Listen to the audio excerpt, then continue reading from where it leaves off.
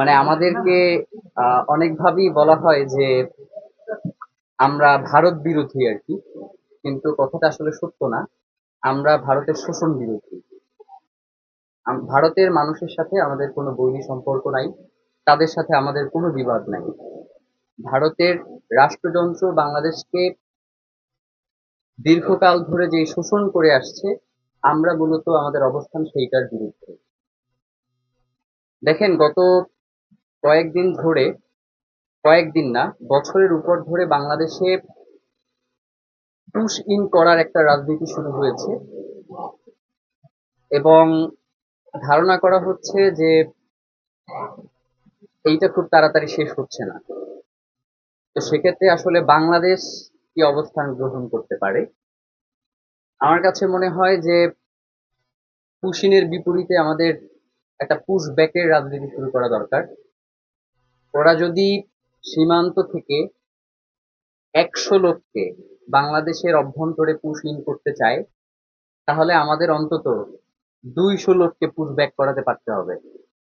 দেখেন কিছুদিন আগে অন্তর্বর্তীকালীন সরকারের সময় আমাদের একজন উপদেষ্টা তিনি বলেছিলেন যে বাংলাদেশে প্রায় ২২ লাখ অবৈধ ভারতীয় রয়েছে এবং বিভিন্ন পরিসংখ্যানে যেমন ডয়েচে ভেলের একটা প্রতিবেদন দেখলাম সেখানে তারা একটা সমীক্ষার কথা উল্লেখ করেছেন সেটা ৪.৫ লাখ।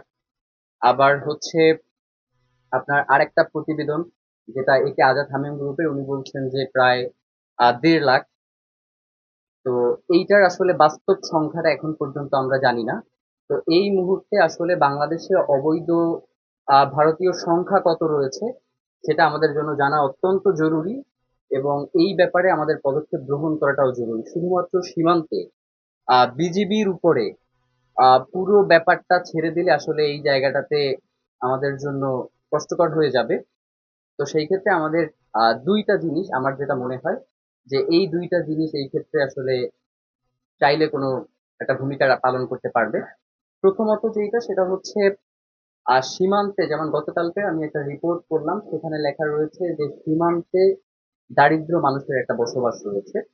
তো ভারতের বিএসএফ এর পক্ষ থেকে তাদেরকে আর্থিক প্রলোভনের মাধ্যমে বিভিন্ন পর্যায় থেকে এই পুশিং করতে বাংলাদেশের সীমান্তবর্তী নাগরিকদেরকেও ব্যবহার করা হচ্ছে।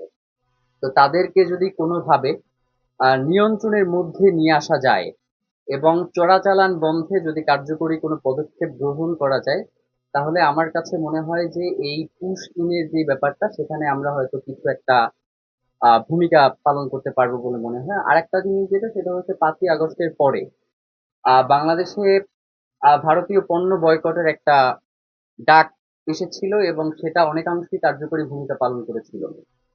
আপনি দেখবেন যে ৫ই আগস্ট পরবর্তী সময়ে জুলাই গণ অভ্যুত্থানের পরে ভারতের বিপণী বিতানগুলো তার ক্রেতার অভাবে সে ধুঁকে ধুঁকে মরছিল।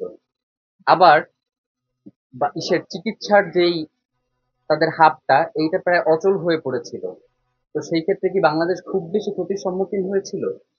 তো আমার কাছে মনে হয় যে এই জিনিসটাকে আবার সামনে নিয়ে আসা যেতে পারে।